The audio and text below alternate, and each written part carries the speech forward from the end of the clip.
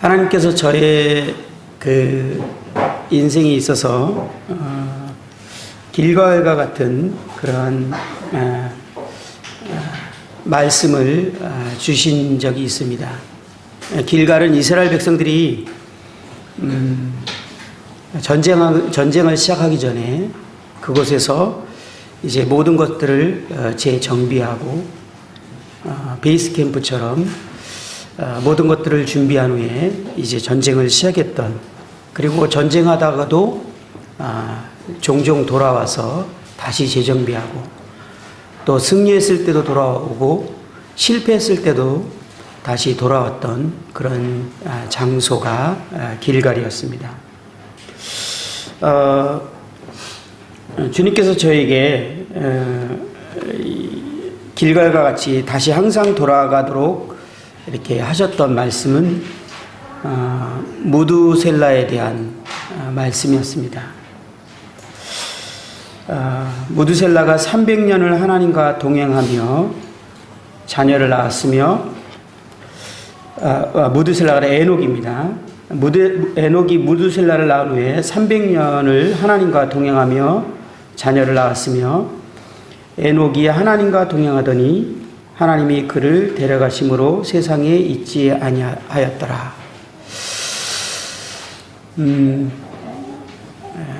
이 말씀은 저의 그 인생을 이제 무엇을 위해 살아가고 어떻게 살아가야 될지에 대해서 하나님께서 저의 인생을 목표를 방향을 정해준 것 같은 그러한 말씀이었습니다. 저에게는 그 대단히 충격적이었고 제 인생을 바꾸는 그런 내용의 말씀이었습니다. 저는 하나님을 위해서 무언가를 하려고 많이 했던 사람이었습니다. 그런데 하나님께서 저에게 이 말씀을 통해서 내가 너에게 주고자 하는 것은, 그리고 내가 너에게 원하는 것은 네가 나와 동행하는 것이다. 이 주님의 저에게 하셨던 직접적인 이 음성은 제 인생을 새롭게 했습니다. 그리고 제가 살아가는 방식과 살아가는 목적, 살아가는 이유들을 바꿔놓게 했던, 그리고 이 말씀을 받았던 저의 환경은 제가 잊을 수 없는 환경에서 이 말씀을 주셨기 때문에 저의 인생에 있어서 길갈과 같은 그런 말씀입니다. 저는 이 말씀을 생각할 때 다시 처음으로 돌아가게 되고, 저에게 어떤 문제가 생기거나 저에게 어려움이 있거나 제가 평안이 없거나 또는 여러 가지 상황에서 다시 한번 잠시 멈추면 이 말씀을 생각나게 합니다. 그리고 이 말씀으로 돌아갈 때 다시 모든 것들이 제자리로 돌아온 것 같은 그런 마음이 듭니다. 그리고 첫 단추를 다시 잘못 끼운 단추를 다시 끼우는 것 같은 그러한 말씀이기도 합니다. 성경을 연구하는 그런 학자들은 그 에녹을 교회로 비유하기도 하죠. 그래서 저와 여러분들, 이 교회가 살아가는 이유와 목적이 하나님과 동행하는 것이다. 이 에녹은 하나님의 심판이 있기 전에 들림을 받았습니다.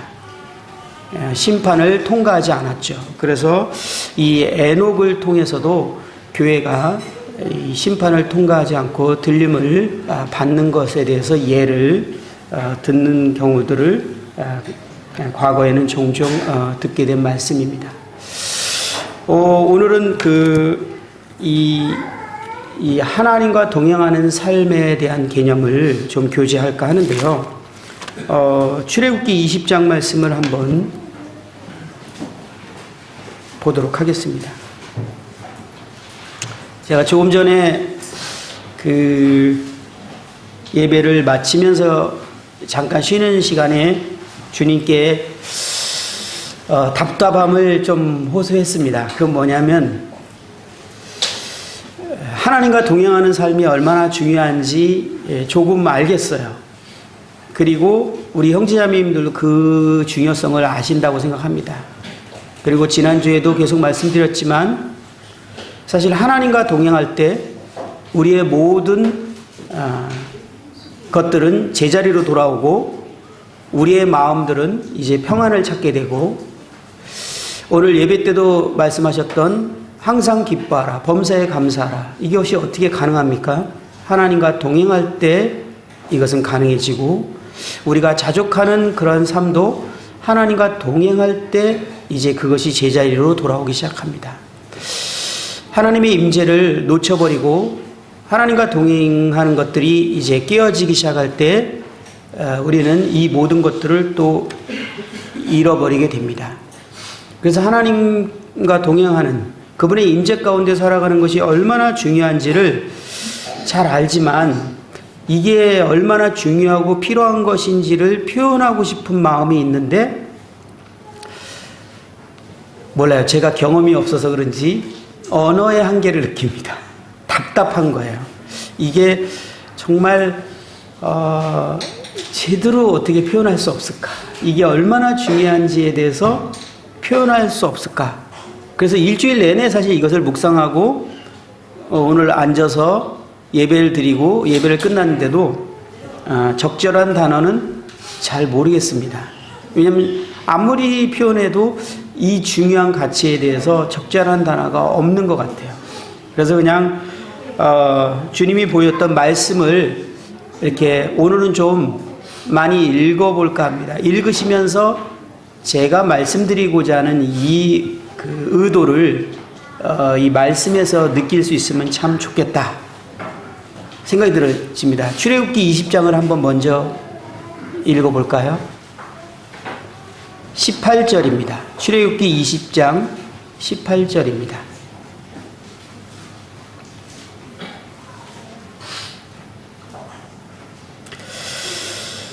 제가 읽어드리겠습니다. 천천히 읽어드리겠습니다. 한번 생각을 하면서 이 말씀을 보겠습니다. 무 백성이 우레와 번개와 나팔 소리와 산의 연기를 본지라 그들이 볼 때 떨며 멀리 서서 모세에게 이르되 당신이 우리에게 말씀하소서 우리가 들으리이다. 하나님이 우리에게 말씀하시지 말게 하소서 우리가 죽을까 하나이다. 모세가 백성에게 이르되 두려워하지 말라. 하나님이 임하심은 너희를 시험하고 너희로 경외하여 범죄하지 않게 하려 하심이니라. 백성은 멀리 서 있고 모세는 하나님이 계신 흑암으로 가까이 가니라. 유대인들이 가장 존경하는 지도자 한 명을 뽑으라고 하면 모세입니다. 예수님 당시에도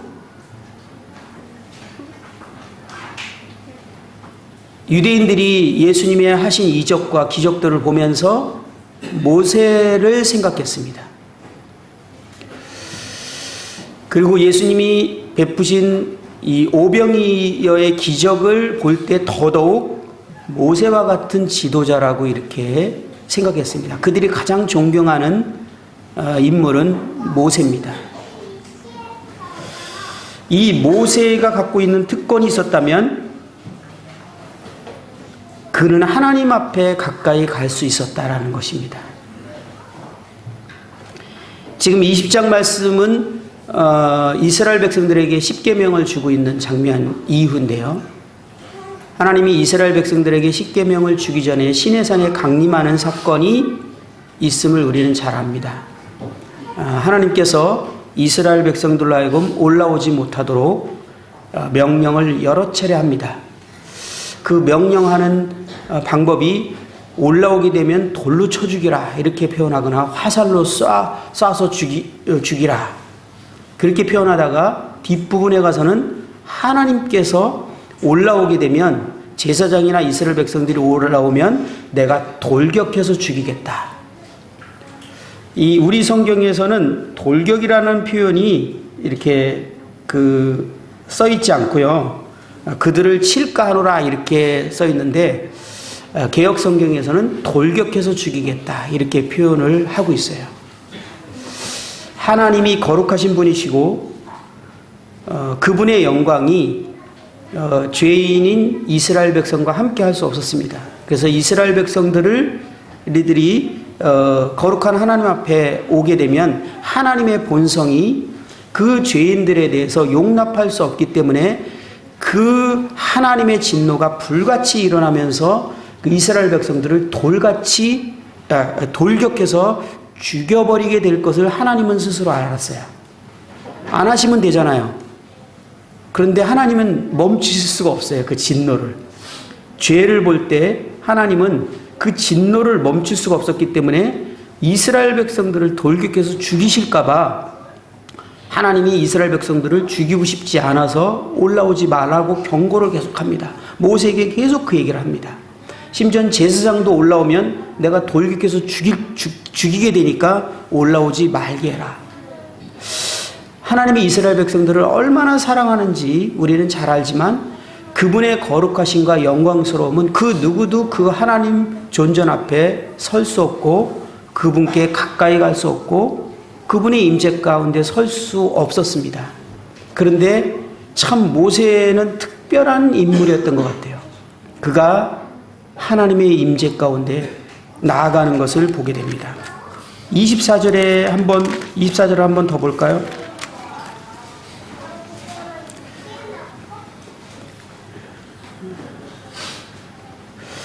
24절에 12절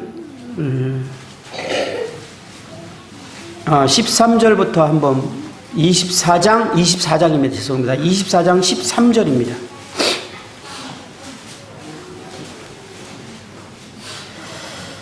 모세가 그의 부하 여호수아와 함께 일어나 모세가 하나님의 산으로 올라가며 장로들에게 이르되 너희는 여기서 우리가 너희에게로 돌아오기까지 기다리라. 아론과 훌이 너희와 함께 하리니 무릇 일이 있는 자는 그들에게로 나아갈지니라 하고 모세가 산에 오르매 구름이 산을 가리며 여호와의 영광이 시내산에 머무르고 구름이 엿새 동안 산을 가리더니 일곱째 날에 여호와께서 구름 가운데서 모세를 부르시니라. 산 위에 여호와의 영광이 이스라엘 자손의 눈에 맹렬한 불같이 보였고 모세는 구름 속으로 들어가서 산 위에 올랐으며 모세가 40일 40야를 산에 있으니라. 하나님의 그 임재 영광에 대해서 구약에 얘기할 때 뭐 맹렬한 불 같다. 그 다음에 막 천둥과 우레가 쳤다. 이스라엘 백성들이 두려워서 하나님의 음성조차도 듣는 게 두려워서 하나님이 우리에게 직접 말하게 하지 마소서 우리가 죽을 것 같습니다. 그래서 모세에게 당신에게 말해서 당신이 우리에게 대신 하나님 말씀을 전해 주십시오. 이 하나님의 영광, 이 하나님의 거룩, 우리가 어떻게 이것을 상상할 수 있을까요? 그것을 우리는 이제 목도에서 보게 될 날이 있겠죠. 그런데 이 하나님의 영광 앞에, 이 거룩하신 하나님 앞에 모세가 40일 동안을 하나님 앞에 있는 모습을 봅니다. 정말 이 구약에 모세와 같은 사람이 없었습니다. 특별한 인물입니다. 물론 모세도요, 뒤에 그 33장에 보면 하나님의 영광을 보고 싶다고 이렇게 요구하는, 하나님과 계속 임재 가운데 있다 보니까 용기가 생겼나 보죠. 하나님의 영광을 보고 싶습니다. 근데 하나님이 뭐라 그러죠? 네가 나를 보면 죽으리라. 내가 너희를 바위 틈에 두고 내가 손을 덮고 지나갈 때 내 영광을 뒤에서 이제 보게 될 것이다. 그 모세는요, 하나님의 영광을 뒤에서 잠깐 봤어요. 참 하나님이 어떤 분이신가에 대해서 우리가 참 이해하기 어렵습니다. 하나님의 그 영광스러움과 그 크심은 우리가 참 그 나라 가기 전까지는 이해하기 어려운데요. 그 하나님의 영광 앞에 이 임재 가운데 있었던 이 모세, 40일 동안 입구나 내려왔는데 그 얼굴에 광채가 빛나서 이스라엘 백성들이 모세 얼굴을 보면서 두려워할 만큼 하나님의 임재 가운데 있던 모세는 그 광채가 빛났습니다. 우리가 하나님의 임재 가운데 있으면 있을수록 우리를 통해서 하나님의 영광의 광채가 드러나고 나타난다는 사실을 우리는 참 잘 압니다. 이 하나님의 임재가 우리가 생각하는 모든 것들을 해결하고 채워주며 우리의 참 생각했던 그 어떤 문제들도 하나님의 임재 가운데 살아갈 때 사실 해결될 수 있음을 우리는 잘 압니다.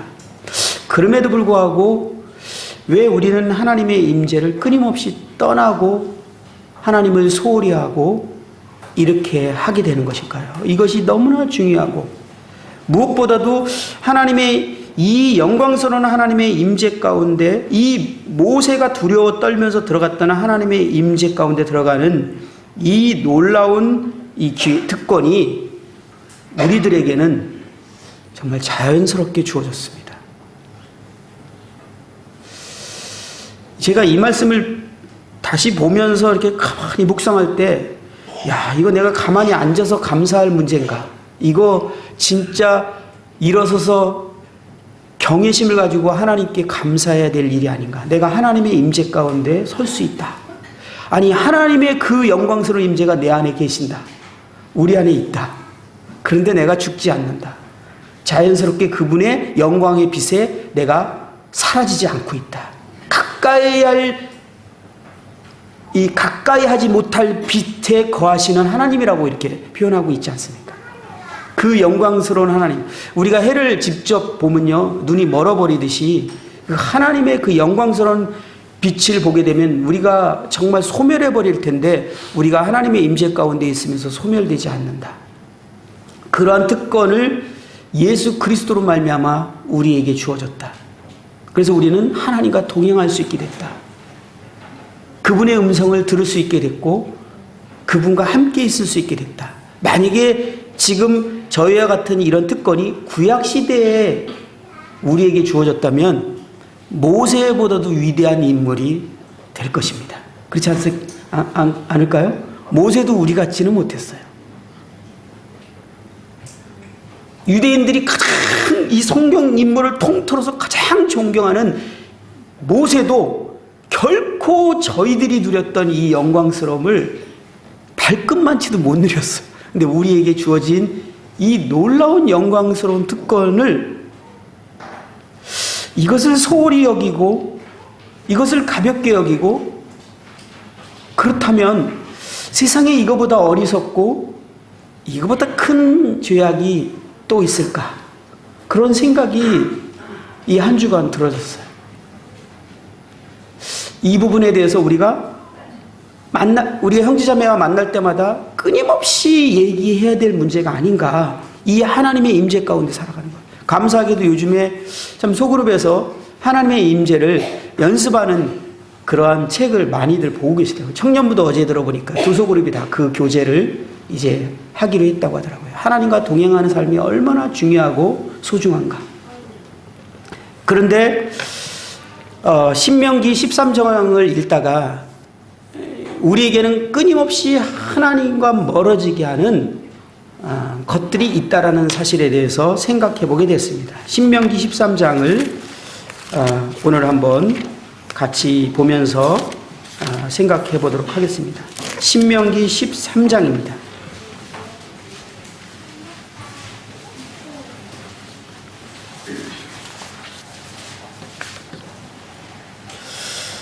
내용이 깁니다.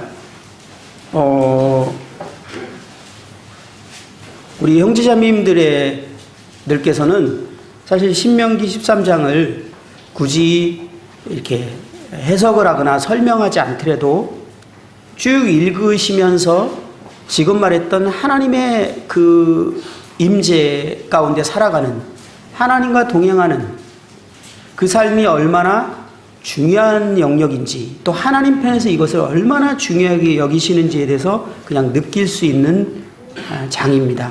천천히 그냥 이거 읽고 끝내도 되니까요. 천천히 한번 교독을 해보면 좋겠습니다. 생각하시면서 한번 읽어보겠습니다. 제가 1절을 읽겠습니다.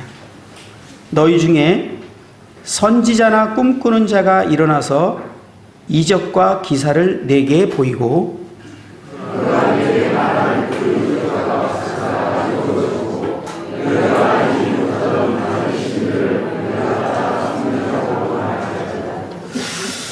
너는 그 선지자나 꿈꾸는 자의 말을 청종하지 말라. 이는 너희의 하나님 여호와께서 너희가 마음을 다하고 뜻을 다하여 너희 하나님 여호와를 사랑하는 여부를 알려하사 너희를 시험하심이니라.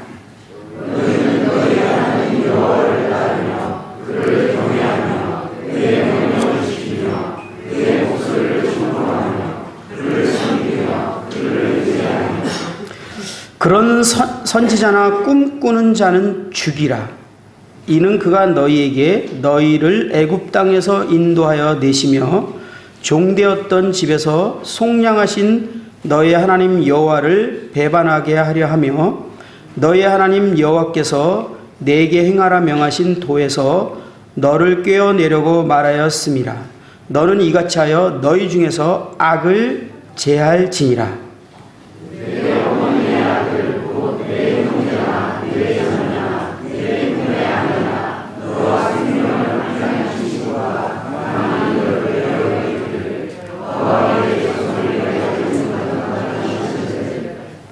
예, 갑자기 우리 형제자매님들한테 뭔가 이렇게 힘든 일을 시킨 느낌이 들어서요. 찬영 형제님, 네. 마이크 갖고 한번 쭉 읽어주실래요? 우리 들을게요. 네. 갑자기 제가 어르신들을 수고를 드린 것 같아서 갑자기 읽다 보니까 막 미안한 마음이 들어서 죄송합니다. 무선 마이크 좀 틀어도 되겠죠? 지금? 네. 우리 형제가 좀 수고를 해주시면 우리는 이렇게 한번 들어보도록 하겠습니다. 7절부터 곧 내 사방을 둘러싸고 있는 민족 혹 내게서 가깝든지 내게서 멀든지 땅 이 끝에서 저 끝까지에 있는 민족의 신들을 우리가 가서 섬기자 할지라도 너는 그를 따르지 말며 듣지 말며 긍휼히 여기지 말며 애석히 여기지 말며 덮어 숨기지 말고 너는 용서 없이 그를 죽일 때에 내가 먼저 그에게 손을 대고 후에 곧 백성이 손을 대라.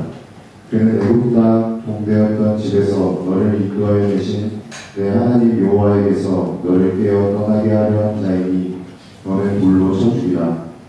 그리하면 온 이스라엘이 듣고 두려워하여 이 같은 악을 다시는 너희 중에서 행하지 못하리라. 내 하나님 여호와께서 내게 주어 거주하게 하시는 한 성읍에 대하여 내게 소문이 들리기를 너희 가운데서 어떤 불량배가 일어나서 그 성읍 주민을 유혹하여 이르기를 너희가 알지 못하던 다른 신들을 우리가 가서 섬기자 한다 하거든 너는 자세히 묻고 살펴보아서 이런 가증한 일이 너희 가운데 있다는 것이 확실한 사실로 드러나면 너는 마땅히 그 성읍 주민을 칼날로 죽이고 그 성읍과 그 가운데 거주하는 모든 것과 그 가축을 칼날로 진멸하고 또 그 속에서 빼앗아 차지한 물건을 다 거리에 모아놓고 그 성읍과 그 패침을 전부를 불살라 내 하나님 여호와께 드릴지니 그 성읍은 영구히 폐허가 되어 다시는 건축되지 아니할 것이라. 너는 이 진멸한 명령을 누구도 내 손에 대지 말라. 그리하면 여호와께서 그의 진노를 그치시고 너를 긍휼히 여기시고 자비를 더하사 내 조상들에게 맹세하신 같이 너를 번성하게 하실 것이라. 내가 만일 내 하나님 여호와의 말씀을 듣고 오늘 내가 내게 명하는 그 모든 명령을 지켜 내 하나님 여호와의 목전에서 정직하게 행하면 이같이 되리라. 예, 수고하셨습니다. 오늘은 무엇이 우리를 하나님과 멀어지게 하는가 라는 내용을 가지고 이 말씀을 읽어보았습니다. 이 신명기 13장은 하나님과 관계를 멀어지게 하는 것, 그것에 대한 하나님의 마음과 우리의 태도에 대해서 교훈을 얻을 수 있게 되는 내용입니다. 우리는 이 말씀을 읽는 시간 내내 또 교제하는 내내 나는 무엇이 하나님과 멀어지게 하고 있는가? 무엇이 나와 하나님과 가까이 하는데 방해를 하고 있는가? 이 부분에 대해서 생각을 하시면서 이 교제를 들으셨으면 좋겠다 생각이 들어집니다. 이 신명기 13장에는 이 세 가지의 이제 하나님과 멀어지게 하는 예가 있습니다. 물론 이거보다 더 많은 내용이 있습니다. 근데 13장에는 첫 번째는 이 선지자에 대해서, 그리고 두 번째는 우리 가족과 친구들, 그리고 세 번째는 어떠한 공동체, 불량백에 이제 영향을 받은 어떤 공동체에 대해서 이렇게 표현하고 있습니다. 신약 성경에도 우리를 하나님과 멀어지게 하는 것을 세 가지로 이렇게 얘기하고 있습니다. 그것은 사단과 육신과 세상이다, 이렇게 말합니다. 그런데 이 말씀을 읽으면서 제가 대단히 인상 깊었던 이 내용은 이 세 과정에서 이스라엘 백성들 또 우리 개인에게 하나님과 멀어지게 하는 존재가 있는데 그 하나님과 멀어지게 하는 존재에 대해서 어떠한 태도를 취할 것에 대해서 말씀하시는 이 표현이 참 충격적입니다. 5절에 그 선지자, 그런 선지자가 있다면 그 선지자는 죽이라고 말합니다. 참 하나님이 이 영역에 대해서 가차없이 말하고 있는 표현을 읽으면서 하나님이 이것을 얼마나 중요하게 여기고 심각하게 여기고 가장 큰 문제로 여기며 죄로 여기는가.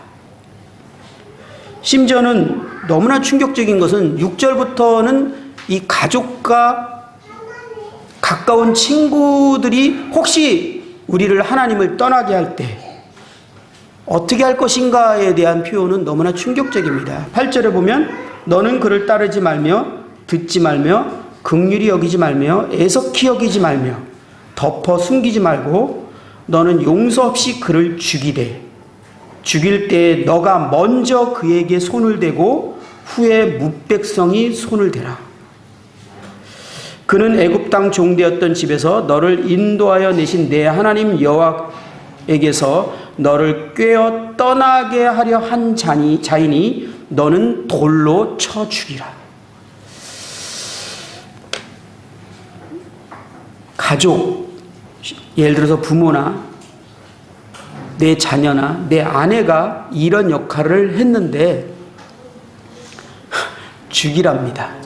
돌로 쳐 죽이는데 그것도 다른 사람이 죽이기 전에 네가 제일 먼저 그것을 해라. 하나님의 마음이 느껴지지 않습니까? 우리는 이 시대에 살고 있지 않은 것에 대해서 감사합니다. 이 시대에 산다면 저희들은 필시 어쩌면 가족을 돌로 쳐 죽여야 될 상황이 올 수도 있었습니다. 우리는 은혜 시대에 살기 때문에 이러한 일들을 행하지 않는 것에 대해서 감사하지만 우리는 이 하나님의 말씀하시는 의도와 이 사람들의 태도에 대해서는 우리는 교훈을 얻어야 되는 것입니다. 분명한 이 태도, 가족임에도 아내가 그렇게 하는데 그것을 덮거나 숨겨주지 말고 사람들에게 다 드러내고 그 다음에 이제 돌로 쳐 죽여야 될 상황에서 내가 제일 먼저 그것을 행하도록 하는 것입니다. 이 하나님의 마음이 전달되지 않습니까? 이것이 얼마나 중요한 문제인지, 너희들이 나를 떠나는 것이 얼마나 심각한 문제인지, 너희들이 나를 떠나는 그 결과가 얼마나 처참한지, 차라리 너의 가족을 돌로 쳐 죽여야 될 것을. 이 선지자는 우리를 인도하는 하나님의 종과 같은 사람인데 그 사람을 죽이라고 합니다.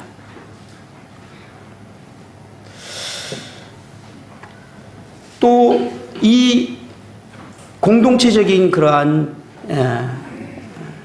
죄 가운데 있던 이 성읍 주민에 대해서 15절에 보면 너는 마땅히 그 성읍 주민을 칼날로 죽이고 그 성읍과 그 가운데서 거주하는 모든 것과 그 가축을 칼날로 진멸하고 16절에 보면 중간쯤 보면 그 성읍과 탈취물을 전부 불살라 하나님 여호와께 드릴지니 그 성읍은 영구히 폐허가 되어 다시는 건축하지 아니할 것이라.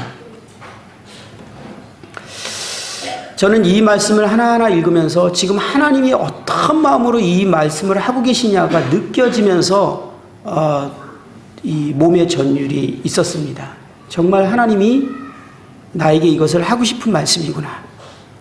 내가 하나님을 멀어지게 하고 하나님을 떠나게 하는 나에 있어서 그것에 대해서 하나님이 말씀하시는 것 같았어요. 네가 이러한 태도를 취해야 될 것이다.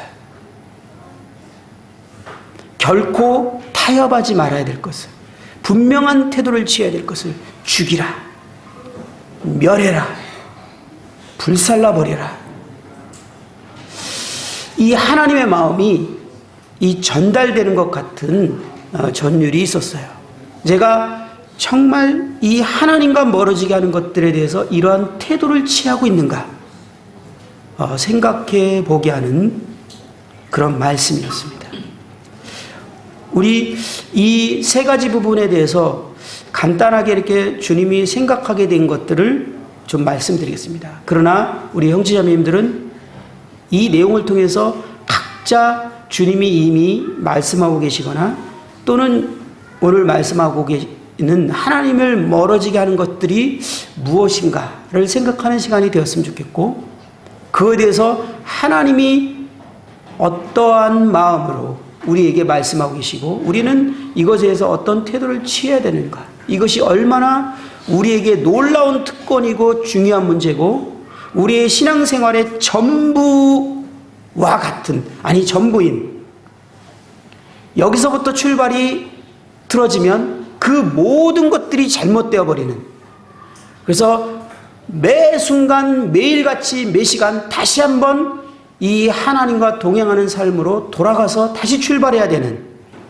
그리고 그것을 막거나 방해하는 것에 대해서 우리가 얼마나 분명한 단호한 태도를 취해야 되는 것인지, 그것에서 우리가 마음을 정하고 선택하고 결정하고 그것을 행하는 저희들이 되기를 원합니다. 첫 번째는 선지자, 거짓. 1절에 보면 너희 중에 선지자나 꿈꾸는 자가 일어나서 이적과 기사를 내게 보이고 그가 내게 말한 그 이적과 기사가 이루어지고 너희가 알지 못하던 다른 신들을 우리가 따라 섬기고자 말할지라도. 우리 이 선지자라면 정말 하나님의 그 종, 하나님의 일을 한다라는 그런 사람들입니다. 그들이 기적과 이적을 베풉니다. 그리고 많은 사람들이 그를 따르도록 합니다. 이 이적과 기적을 일으키는 이유가 무엇이며 그 이적과 기적을 따르는 이유가 무엇일까요? 많은 사람들이.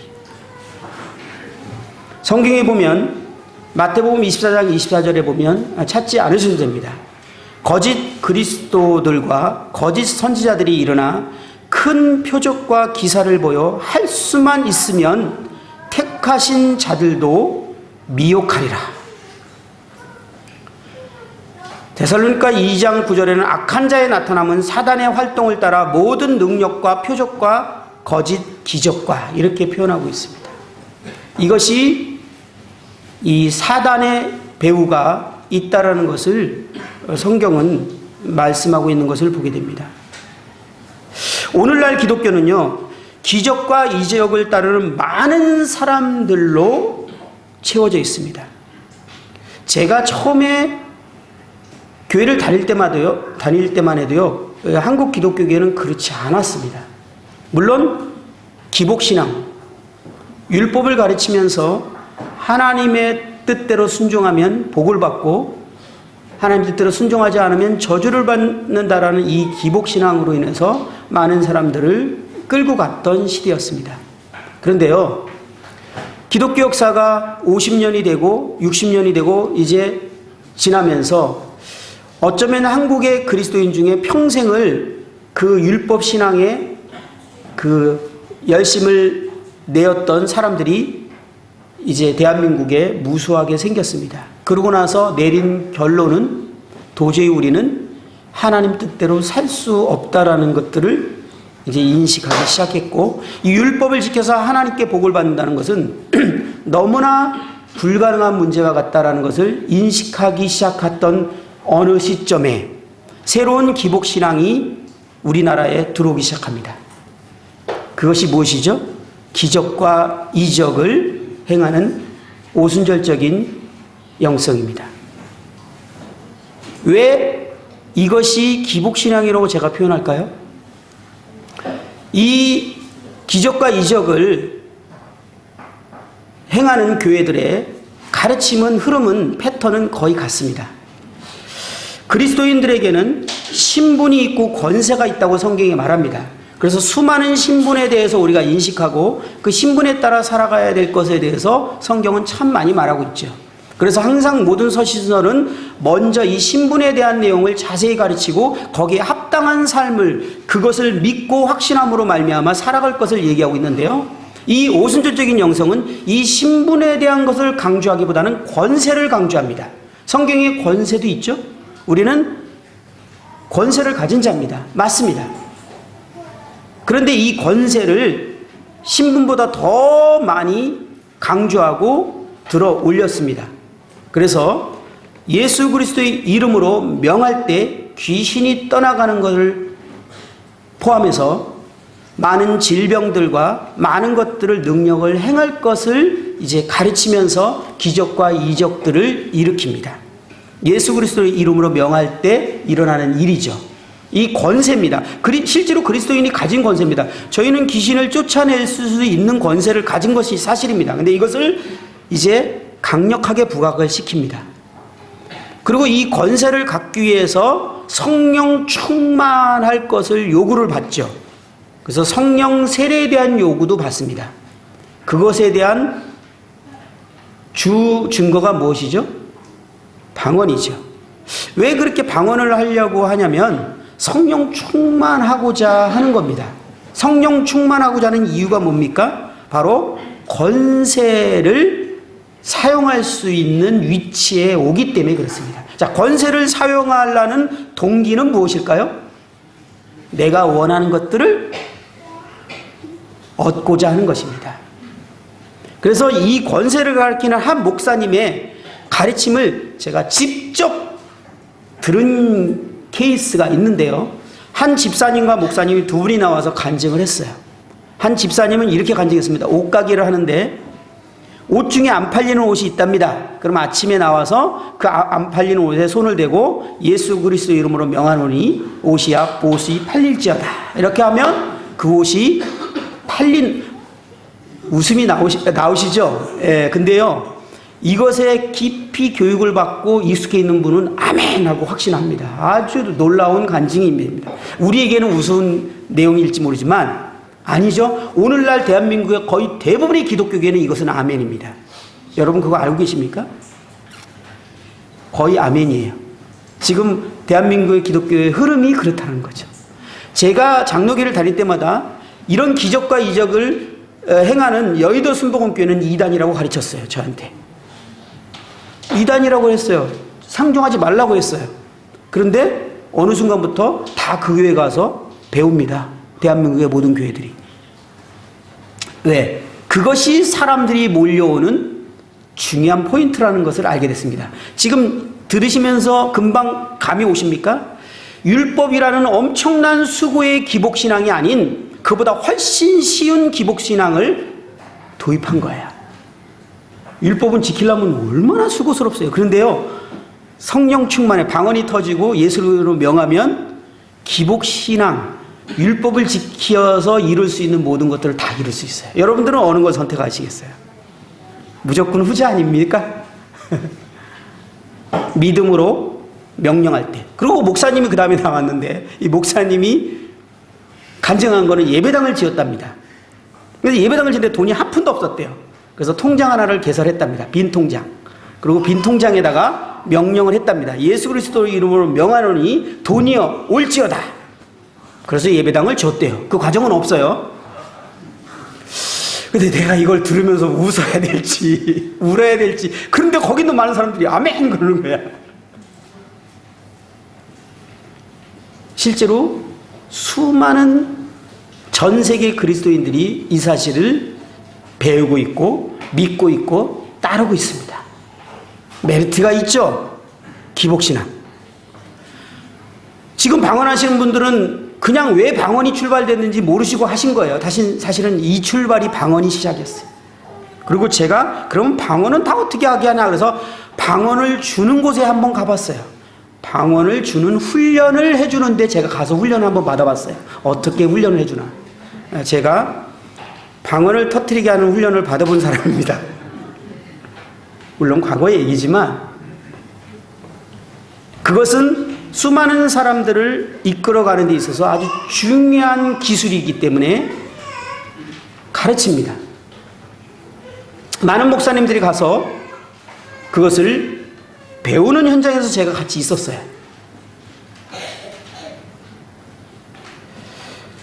물론 이런 모든 과정 안에서 모든 것이 나쁘다고 말할 수 없습니다. 그 안에서 좋은 동기와 바른 마음으로 이 신앙생활을 하는 사람들이 있지만 사실은 그 많은 잘못된 동기들이 이것을 갖게 됩니다. 그래서 이제 그러한 영성을 배우는 교회에서의 믿음이 좋은 사람과 영적인 사람의 증거는 무엇일까요? 권세를 가진 사람이겠죠. 그것을 증거로 따지면 부가 실질적으로 해결되고 기복신앙, 내가 원했던 것들이 해결되는 사람들이 영적인 사람이고 믿음이 좋은 사람으로 평가를 받습니다. 그러다 보니까 오순절의 많은 교회들은 수많은 간증들이 있는데 실체가 없다고 하죠. 다 불려서 얘기합니다. 왜냐하면 자기를 드러내기 위해서 나는 명령했더니 병이 낫다. 근데 실제로 확인해 보면 뭐 이렇게 증거가 별로 없어요. 그런데 그런 간증 자체가 놀랍게 여기기 때문에. 그런데 이 구약대 시대에도 예수님 당시에도 동일한 상황들이 일어나고 있었다라는 것을 아십니까? 구약은 기복신앙이죠. 그래서 하나님 뜻대로 살아가는 영적인 사람들은 하나님이 물질적인 축복을 주시기로 약속하셨습니다. 그래서 바리새인들이요, 이러한 성경적인 구약의 가르침을 그대로 믿었기 때문에 바리새인들의 특징을 예수님 할 때 돈을 좋아하는 사람이다 이렇게 말하고 있지 않습니까? 왜 그렇게 됐냐면 그들은 실질적으로 영적인 사람들은 부를 누리게 되고 하나님이 축복하셔서 많은 그 물질적인 부여를 누린다라고 믿었고, 영적인 사람들은 실제로 그거와 이코르였습니다. 그래서 가난하거나 병이 들었거나 그런 사람들은 사실은 저주받은 사람이었고 하나님 뜻대로 살지 못하는 사람들이었고 영적이지 못한 사람들이란 평가를 받았던 겁니다. 그래서 예수님 당시와 구약에 있는 사람들은 자기가 영적인 모습을 사람들에게 드러내고 보이기 위해서 정말 이 재물에 대한 이 악을 행했던 것입니다. 그래서 바리새인들은 성전에서 돈을 거래를 했고 부를 축적하기 위해서 많은 악한 행동들을 했기 때문에 예수님께 큰 책망을 받게 됐는데요. 그들이 그렇게 했던 동기는 그것이 영적인 사람이라는 평가를 받았기 때문에 그랬습니다.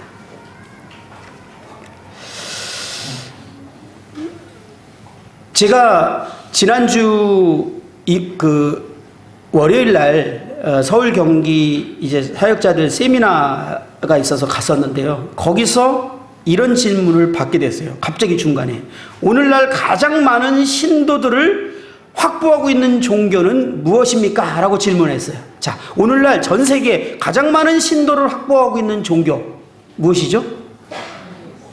예? 천주교? 또 불교. 우리 확실히 우리 형제자매님들은 때가 안 묻으셨네요. 순수하시네요. 만몬교입니다. 만몬.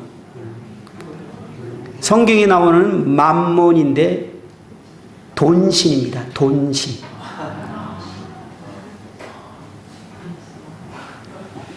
오늘날 가장 많은 신도를 확보하고 있는 신은 돈신입니다. 재물신.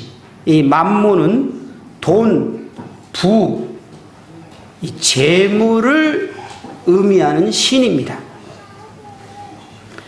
이 헬라어 맘모나스를 음력한 것인데요. 이 단어를 사용한 것이 네 군데 딱 사용했는데요. 마태복음 6장 24절과 누가복음 16장에서 세 군데 사용했는데 누가복음 16장을 한번 살짝 살펴보겠습니다. 누가복음 16장.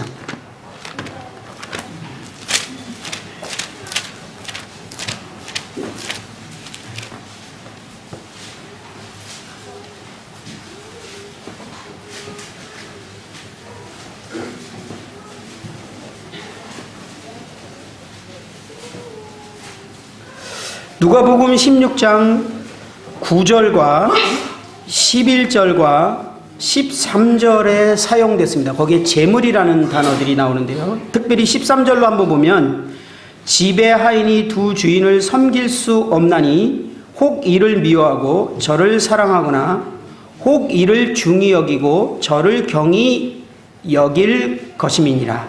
너희는 하나님과 재물을 겸하여 섬길 수 없느니라. 여러분, 이 성경을 혹시 흠정역으로 찾아보신 적이 있습니까? 흠정역에는 이렇게 써 있습니다. 종이 결코 두 주인을 섬길 수 없나니 이는 그가 이 주인을 미워하고 저 주인을 사랑하거나 혹은 이 주인을 떠받들고 저 주인을 업신여길 것이기 때문이라. 너희가 하나님과 만몬을 겸하여 섬길 수 없느니라 하시니라.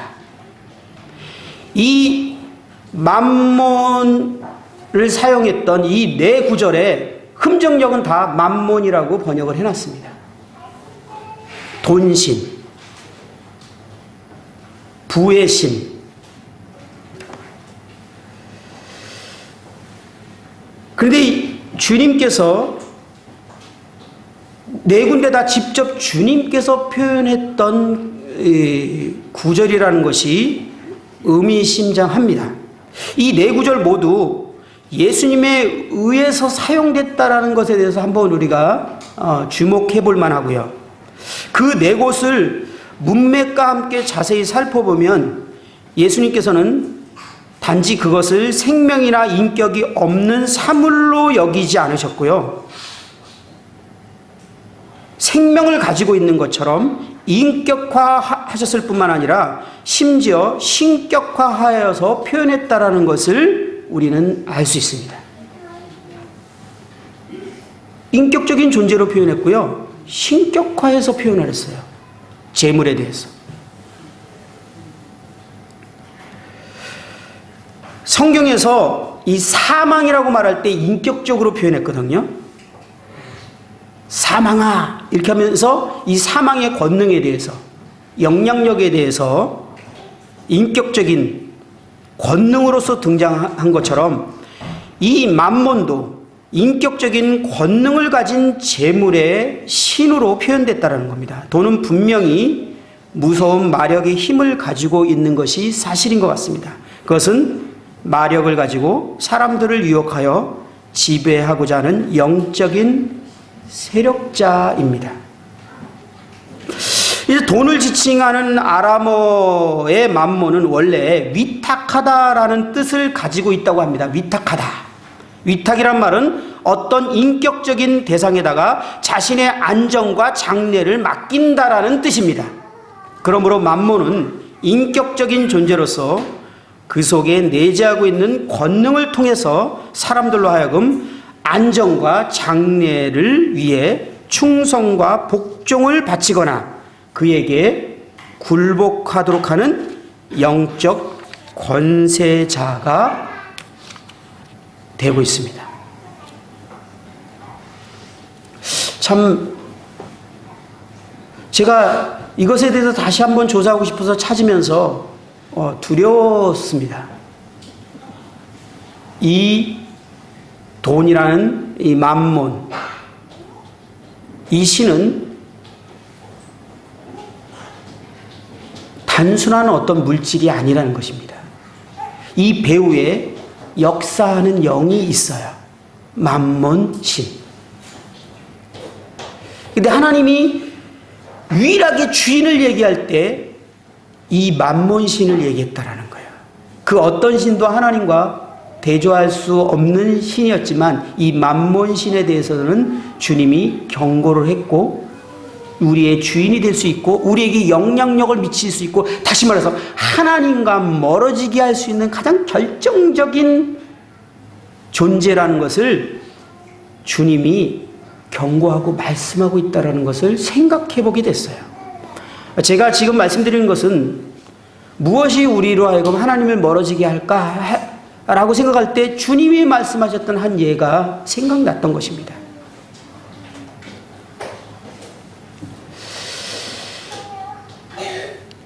돈을 사랑함이 일만하게 뿌리가 되나니 이것을 탐내는 자들은 미혹을 받아 믿음을 떠나 많은 근심으로써 자기를 찔렀도다. 분명히 바울도 이 돈이라는 맘몬 신을 우리가 섬기기 시작할 때 미혹을 받게 되고 믿음에서 떠나게 되고 많은 근심으로 자기를 찌르게 된다라고 말하고 있는 것들이 우리는 기억이 납니다. 이것은요, 인격적인 그 무엇입니다. 그 배후에 분명히 역사하고 있는 이 맘몬이 있다는 사실을 우리는 기억해야 됩니다. 이게 부자들에게만 해당되는 걸까요? 아닙니다. 그렇지 않아요.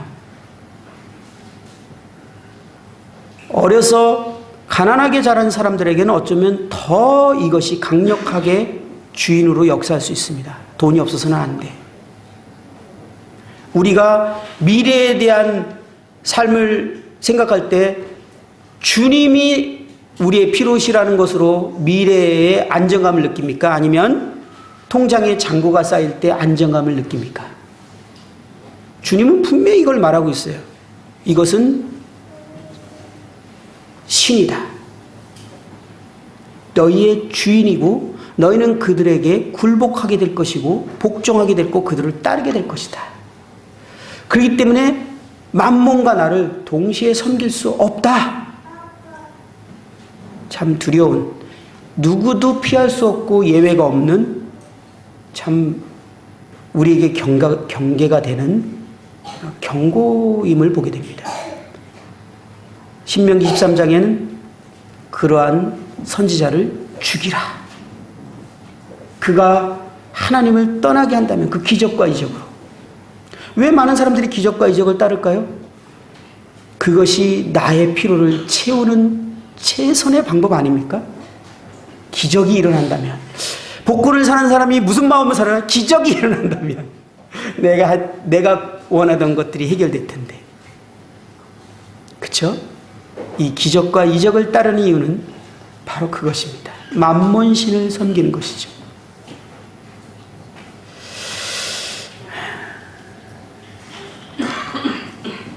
이 16절의 이 가르침은요, 아까도 말했지만 바리새인들에게는 정말 충격적인 가르침이었어요. 그런데 이 말씀 뒤에 이어지는 내용이 무엇이죠? 부자와 거지, 나사로. 이게 당시 유대인하고 그 바리새인들에게 얼마나 충격적인 메시지인지 혹시 이제 상상이 갑니까?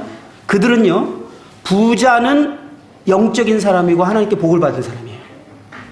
그리고 가난한 사람은 하나님께 저주받은 사람이에요. 영적이지 못한 사람이에요. 하나님께 버림받은 사람이에요. 그런데 주님께서 그것을 이어서 말합니다. 부자는 죽어서 지옥으로 가고 거지는 죽어서 아브라함 품에 들어갔다. 이거는요, 바리새인들이 도저히 받아들일 수 없는 충격적인 가르침이에요. 이게 여기에 있는 이유가 지금 암몬신을 얘기하면서 이 내용이 나온 거예요. 너희들이 뭔가 잘못 오해하고 있다. 결국은 너희들이 섬기는 것은 만문이다. 그리고 그것이 하나님과 멀어지게 하겠고 그 결과는 영원한 불못이다. 부자가 천국에 가는 것이 낙타가 바늘 끼로 들어가는 것보다 더 어렵다 그럴 때 심지어는 예수님의 제자들도 유대인들이잖아요. 너무 놀란 거예요. 어떡하면 그러면 그렇게 영적인 사람도 천국에 못 들어가면 도대체 누가 들어가겠습니까?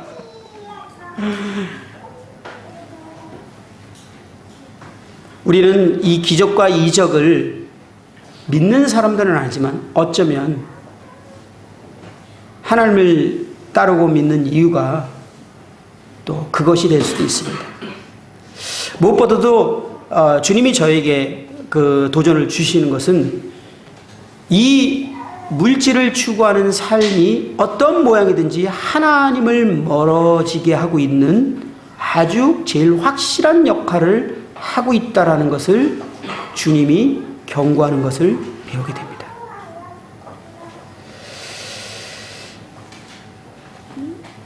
만몬신은요, 그 송아지 형상을 하고 있는 그런 신이었어요. 송아지 뿔을 갖고 있고. 출애굽기 32장에 모세가 산에서 내려올 때 이제 백성들이 아론에게 의해서 송아지 형상을 만들었죠. 만몬신이었어요. 아론이 그들의 손에서 금고리를 받아서 부어서 조각칼로 새겨 송아지 형상을 만드니 그들이 말하되 이스라엘아 이는 너희를 애굽 땅에서 인도하여 낸 너희의 신이로다 하는지라. 이스라엘 백성들이요 하나님을 버리고자 한 적이 없었습니다. 그들은 하나님을 믿지만 맘몬도 필요하고 믿어야 하겠다라고 생각했던 것입니다. 그래서 열왕기와 33장에 그 18장 33절에 보면요 이와 같이 그들이 여호와도 경외하고 또한 어디로부터 옮겨왔든지 그 민족의 풍습대로 자기들의 신도 섬겼더라. 이스라엘의 그 분열이 되고 나서 북이스라엘에 계속되는 죄는 뭐냐면 하나님도 섬기면서 산당의 암몬신을 계속 섬겼던 거예요. 여러분 성경에요 정말 그 명예롭지 않은 표현이 있는데 그게 뭐냐면 여호와 보시기에 악을 행하되 여로보암의 길로 행하며 이 말이요 계속 나와요. 열왕기서. 이건 진짜 여로보암이 지금 지옥에서 이것을 듣고 있겠지만 진짜 명예롭지 못한 우리가 유다라고 이름 안 지지 않습니까? 여로보암이라는 이름도 짓지 못할 것 같아요. 이 악을 상징하는 대표적인 표현이 여로보암의 길로 행했다 이렇게 말하고 있는데요. 이 여로보암이 무엇을 했습니까? 열왕기상 12장 28절에 이렇게 써요. 너희는 다시는 열왕기상 12절에 보면요. 여로보암이 금송아지 둘을 만들어서요. 베델과 단에다가 두게 됩니다. 만몬신이죠. 그리고 28절에 뭐라고 표현하면 너희가 다시는 예루살렘에 올라갈 것이 없도다. 이스라엘아 이는 너희를 애굽 땅에서 인도하여 올린 너의 신들이라고 이렇게 가르쳤습니다. 그들이 끊임없이 하나님을 예배하고 하나님께 가까이 가기 위해서 예루살렘으로 올라갔습니다. 그런데 여로보암이요 그들로 하여금 예루살렘에 하나님께 가까이 못하게 하는 결정적인 죄를 졌는데 그것이 암몬신을 만들어 놓고 베델과 단에다 둔 다음에 너희들 갈 필요 없어. 바로 이 두 신이 너희들을 애굽에서 인도하는 하나님이야 라고 해서 이제 그들로 하여금 이 만몬신을 섬기게 했어요. 이것이요 하나님 앞에 악이 돼서요 하나님이 이스라엘의 왕들을 계속 표현할 때 여로보암의 길로 갔다 이렇게 표현합니다. 참 불명예를 안게 된 그런 명칭인 것 같습니다.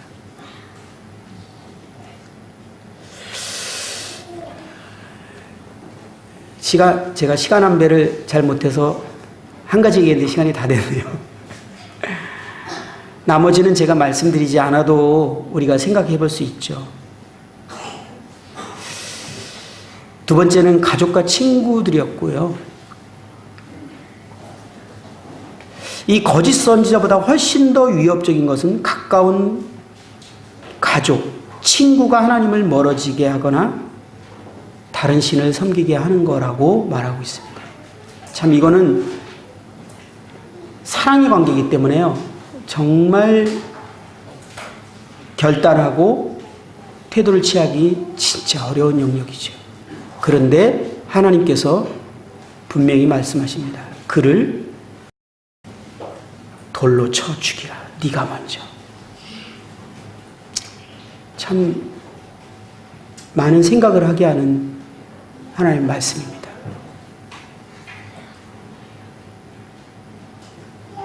우리로 하여금 하나님께 멀어지게 하는 것이 무엇입니까? 어떤 친구가, 어떤 가족이, 어떤 친지가 나로 하여금 하나님을 멀어지게 합니까? 하나님이 분명한 태도를 요구하십니다. 정말 두렵지만 하나님의 엄히하신 선언입니다. 돌로 쳐 죽이라. 그를 덮어주지 말라.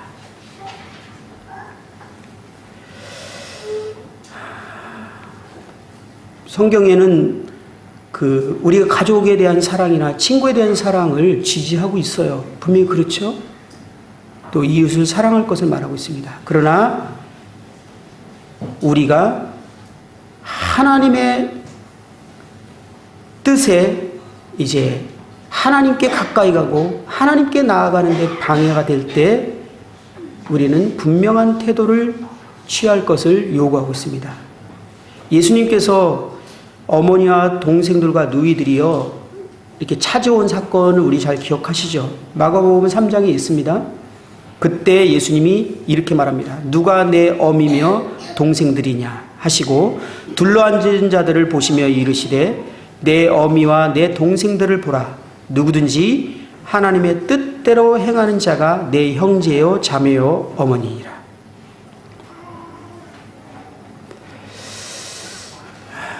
내가 하나님께 나아가는 데 있어서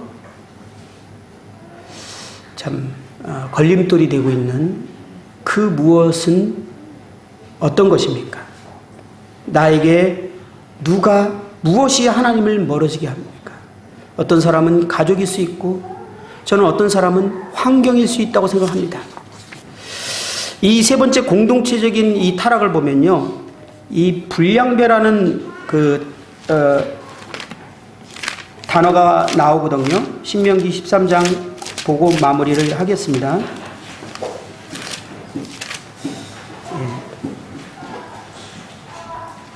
13장 13절에 보면 너희 가운데서 어떤 불량배가 일어나서 이렇게 말하는데요. 이 불량배라는 말은 문자적으로 베리알의 아들들이라는 말입니다.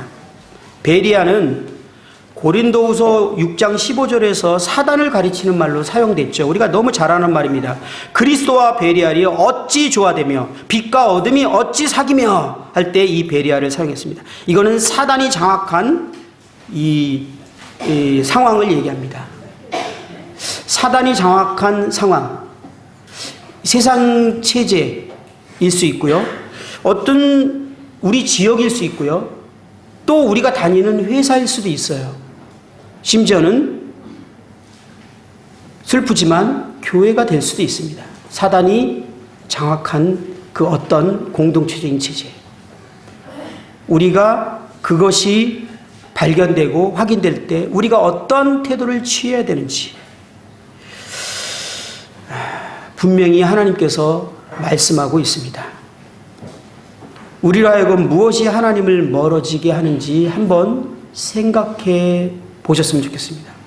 나로 하여금 하나님과 동행하지 못하게 방해하는 것이 무엇인가? 내가 하나님이 싫어하는 것을 여전히 하고 있는 것이 무엇인가? 그것은 하나님을 멀어지게 하는 주 원인인데 내가 하나님이 싫어하는 것을 계속 하고 있는 것은 무엇일까?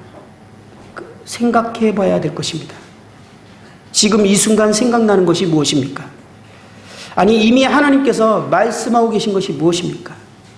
그게 친구입니까? 가족입니까? 아니면 물질입니까? TV입니까?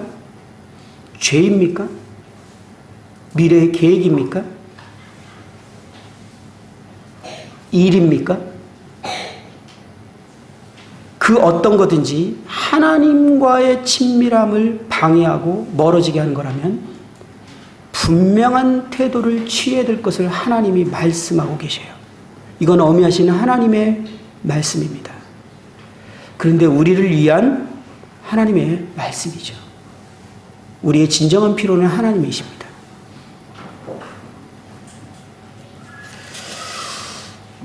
우리가 하나님을 잃어버리면 다 잃어버린 것이기 때문에 하나님은 그렇게 분명하게 말씀하고 계십니다. 우리는 사실 스스로 어느 정도 알고 있죠. 무엇이 하나님을 멀어지게 하고 있는가. 다른 걸로 자꾸 정당성을 가지고 또는 보호하거나 미루거나 그러지 마십시오. 이 신명기 13장을 다시 한번 개인적으로 읽어보시면서 분명한 태도, 그를 죽이라, 그를 돌로 쳐 죽이라, 그를 불살라 없애라, 그를 만지지도 말고 손대지도 말라 라고 명령하셨던 이 하나님의 음성, 우리로 하여금 하나님을 멀어지게 하는, 하나님이 미워하는 죄를 짓고 있거나 하나님이 원하지 않는 그 어떤 것을 원하고 있거나 또는 나로 하여금 자꾸만 하나님이 아닌 다른 것을 선택하게 하는 어떤 사람이거나 또는 만몬신이거나 이 하나님을 멀어지게 하는 것이 있다면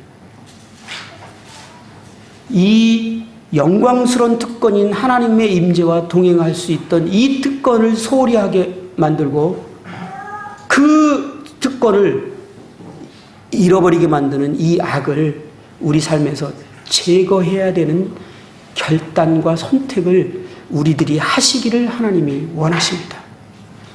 하나님이 싫어하는 그것, 하나님이 말씀하시는 것에 대한 이 불순종,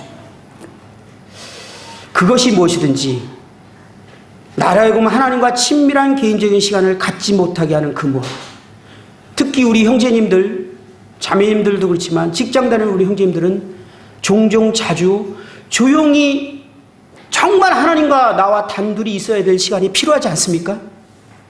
우리 너무 바쁘지 않습니까? 정말 진지하게 하나님과 단둘이 있어야 될 시간이 너무나 많이 필요한 이 시대에 그것을 방해하는 존재가 무엇입니까? 아침에 주님과의 이 조용한 시간을 방해하는 그것이 무엇입니까? 분명한 태도를 취하십시오. 주님은 우리에게 말씀하십니다. 구약은 그를 죽이라 라고 말했지만 신약은 주로 더 많이 말하는 것이 너가 그에 대해서 죽었다. 예. 가족에 대해서 애정 때문에 그렇습니까? 정과 욕심을 십자가에 못 박은 자입니다. 세상에 대해서 그렇습니까? 우리는 세상에 대해서 죽은 자입니다. 죄에 대해서 죽은 자입니다. 그것을 선언하십시오. 그리고 불현듯 다시 일어나서 그분과 동행하는 삶을 다시 시작하기를 바라는 마음이 있습니다.